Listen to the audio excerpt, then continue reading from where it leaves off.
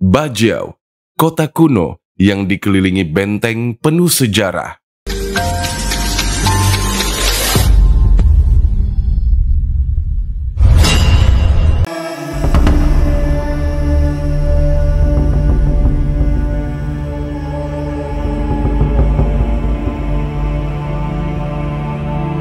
Telah berdiri selama berabad-abad, bangunan kuno lintas generasi ini menjadi sebuah penanda dan bukti nyata tentang bagaimana manusia terdahulu menjaga teritorialnya. Hadir sebagai perlindungan dari berbagai ancaman dan mara bahaya, inilah Bajau, sebuah pemukiman spektakuler, peninggalan masa lampau dengan benteng lumpur menjulang tinggi yang mengelilinginya.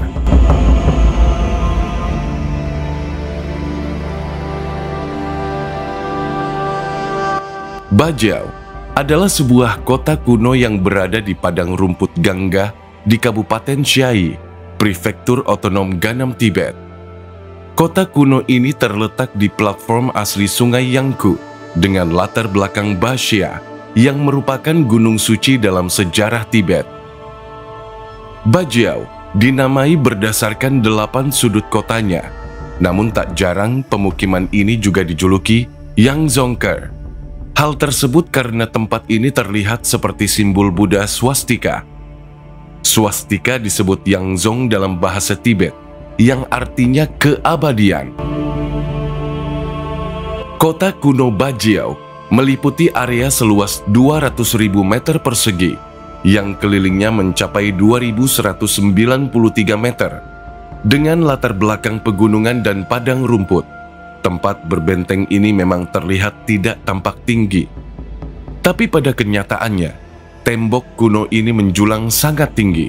Ketinggian tembok berkisar 13 meter, sedangkan lebar bervariasi, dengan bagian bawah setebal 9 meter, lalu bagian atas 2 meter.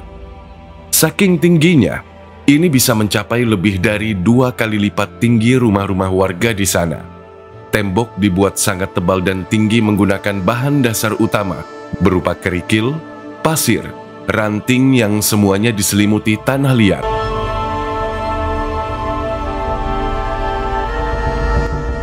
Pemukimannya yang berada di dalam benteng mungkin mengingatkan kita kepada desa Yongtai yang juga berada di Cina.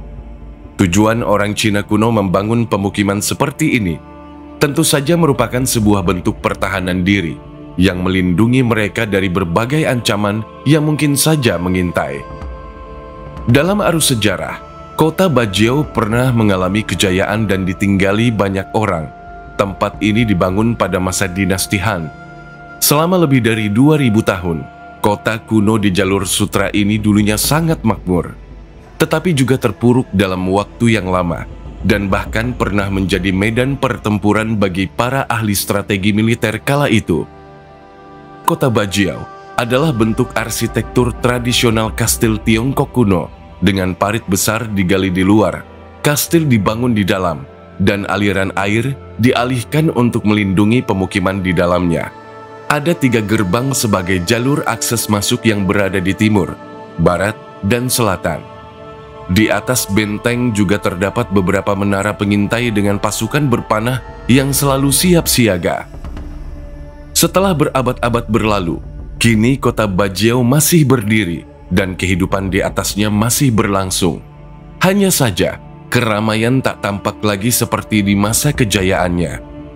Bahkan tempat yang tenang dan sunyi ini cenderung lebih mirip seperti sebuah desa dan bukan lagi kota. Bajau kini dihuni tak lebih dari 100 keluarga. Mereka merupakan keturunan dari suku Tibet, Han, dan kelompok etnis lainnya. Warga tinggal di rumah-rumah peninggalan masa lalu yang terbuat dari tanah liat dengan ciri khas atap yang datar. Namun saat ini, sebagian juga ada yang telah diperbaiki dan dibangun kembali menggunakan bahan-bahan modern. Populasi Bajau kini menurun drastis. Banyak warganya yang berangsur-angsur pindah ke kota untuk mencari kehidupan yang lebih baik. Warga yang tinggal bertahan hidup dengan hasil pertanian dan ternak. Mereka memiliki petak-petak lahan pertanian yang subur di luar benteng. Aneka tanaman pangan seperti jagung ditanam pada lahan yang mereka garap. Sedangkan untuk ternak, seperti sapi dan domba, merupakan dua jenis hewan ternak yang banyak dipelihara oleh warga.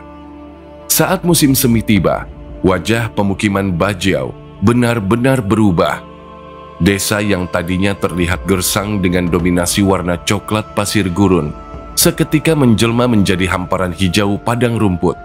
Sungguh, potret yang begitu mengagumkan saat pemukiman kuno yang unik bersanding dengan hijaunya alam yang menyejukkan mata.